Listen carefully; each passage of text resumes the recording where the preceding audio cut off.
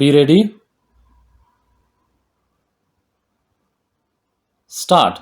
Firstly, we would discuss the last contention raised on behalf of the appellant as it relates to appreciation of evidence by this court, particularly keeping in view the fact that the impugned judgment is a judgment of reversal against the judgment of acquittal.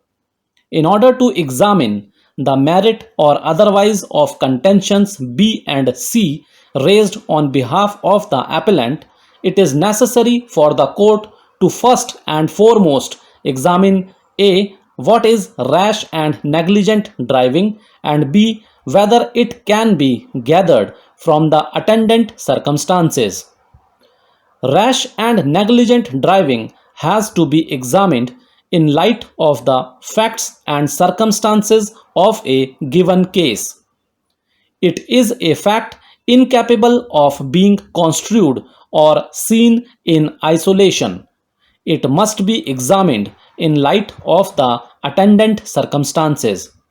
A person who drives a vehicle on the road is liable to be held responsible for the act as well as for the result.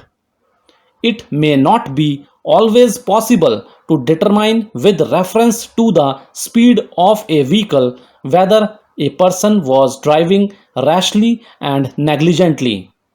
Both these acts presuppose an abnormal conduct. Even when one is driving a vehicle at a low speed but recklessly and negligently, it would amount to rash and negligent driving within the meaning of the language of Section 279 IPC. That is why the legislature, in its wisdom, has used the words manner so rash or negligent as to endanger human life. The preliminary conditions thus are that A. It is the manner in which the vehicle is driven. B. It be driven either rashly or negligently. And C. Such rash or negligent driving should be such as to endanger human life. Once these ingredients are satisfied, the penalty contemplated under Section 279 IPC is attracted. Negligence means omission to do something which a reasonable and prudent person, guided by the considerations which ordinarily regulate human affairs, would do, or doing something which a prudent and reasonable person, guided by similar considerations, would not do. Negligence is not an absolute term, but is a relative one. It is rather a comparative term.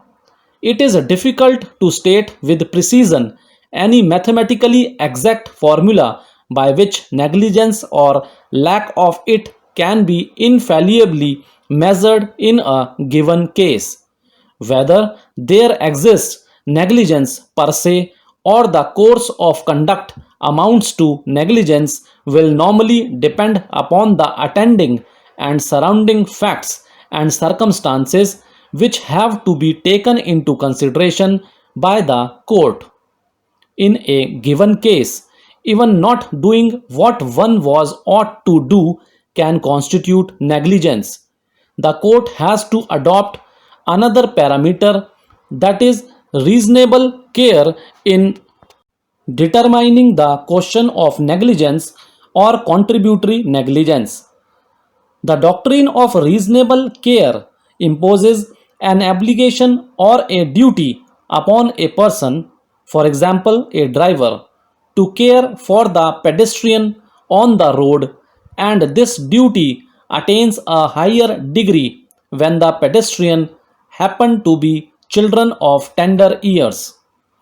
It is axiomatic to say that while driving a vehicle on a public way, there is an implicit duty cast on the drivers to see that their driving does not endanger the life of the right users of the road, may be either vehiculars, users, or pedestrians. They are expected to take sufficient care to avoid danger to others. The other principle that is pressed in aid by the courts in such cases is the doctrine of res ipsa loquitur. This doctrine serves two purposes. One, that an accident may, by its nature, be more consistent with its being caused by negligence for which the opposite party is responsible than by any other causes, and that in such a case the mere fact of the accident is prima facie evidence of such negligence. Secondly, it is to avoid hardship in cases where the claimant is able to prove the accident but cannot prove how the accident occurred. The courts have also supplied the principle of res ipsa loquitur in cases where no direct evidence was brought on record. The Act itself contains a provision which concerns with the consequences of driving dangerously, unlike the provision in the IPC that the vehicle is driven in a manner dangerous to public life. Where a person does such an offense, he is punished as per the provisions of Section 184 of the Act.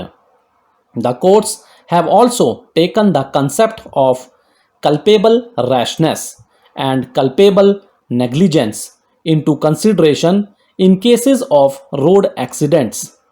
Culpable rashness is acting with the consciousness that mischievous and illegal consequences may follow, but with the hope that they will not, and often with the belief that the actor has taken sufficient precautions to prevent their happening. Thank you.